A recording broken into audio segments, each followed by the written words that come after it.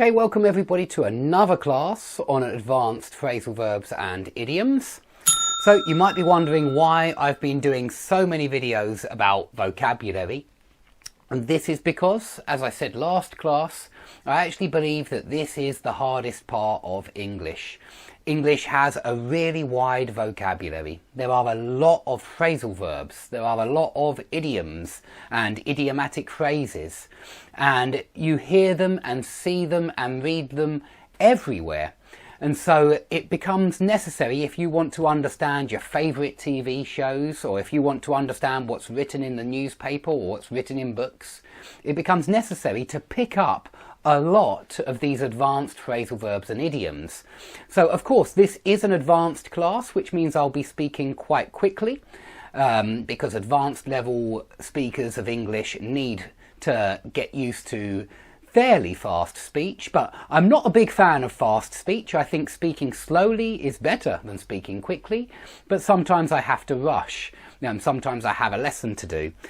Now, if you're interested where these phrasal verbs come from, they actually come from a white book called Advanced Phrasal Verbs and Idioms, and you can find that book. It's by Oxford University Press, and I've just used that book for inspiration, and so that's where these words come from. But I do have my own book on phrasal verbs, which you can buy from Amazon in a black and white copy for £20. It's called Visual Phrasal Verbs. You can see it there. There's my name, and you'll get lots of pictures to help you get to grips with these phrasal verbs.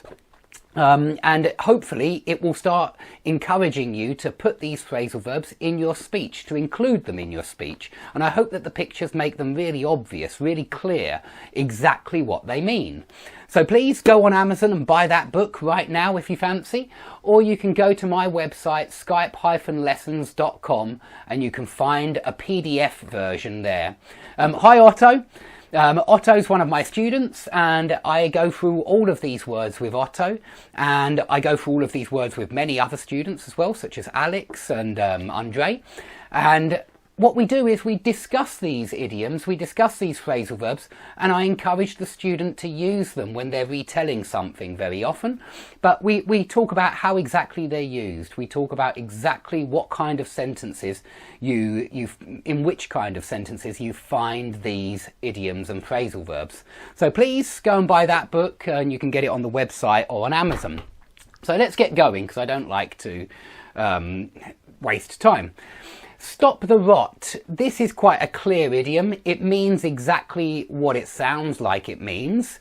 Rot is decay of some sort. So if you're trying to stop the rot, you're trying to stop some kind of bad process, some kind of decay, some kind of corruption.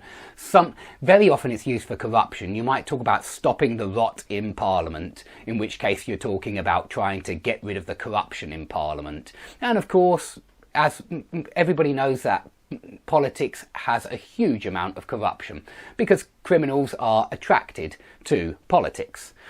So to stop the rot means to stop the corruption, to stop the decay in some kind of way. Now, all of these phrasal verbs are certainly in the book.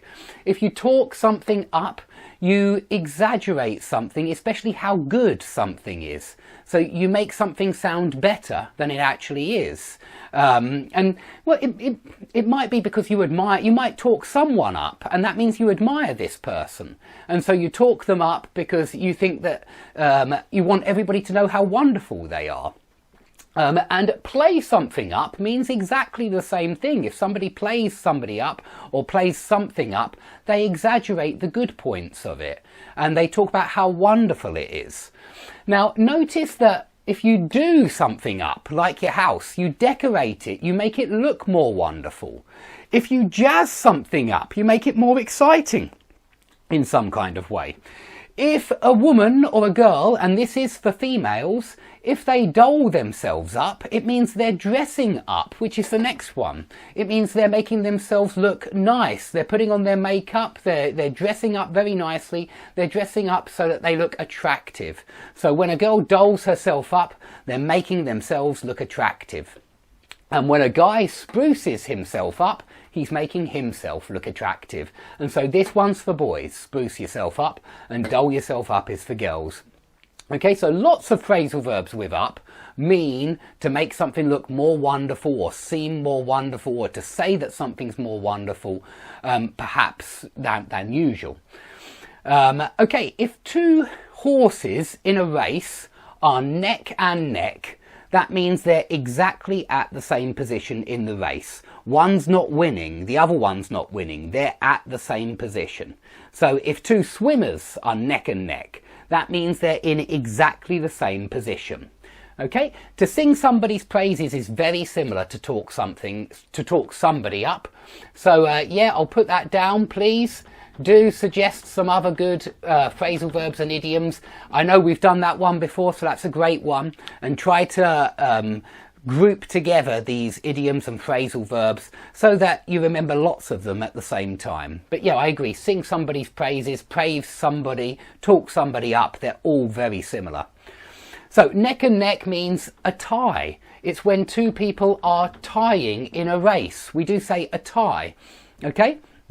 So it's when they're exactly the same position. Neither one is in the lead. They're at the same position.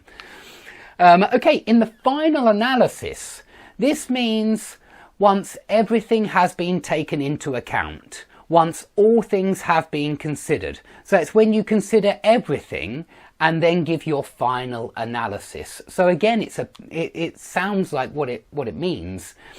So you might say, in the final analysis, our company has had a really bad year. And it means when you take everything into account, all the sales, everything that's happened to the company throughout the whole year, in every single month, in the final analysis, it's been a bad year.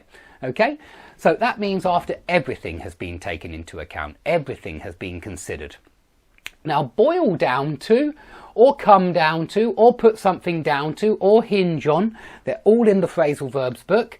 This means that something is the cause of something else.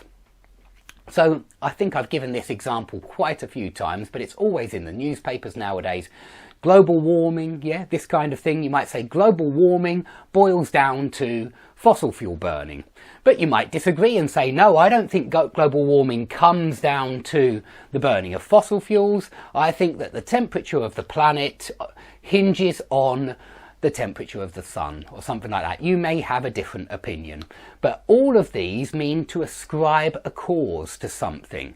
And I don't know why, but that particular example always springs to mind. There's a nice phrase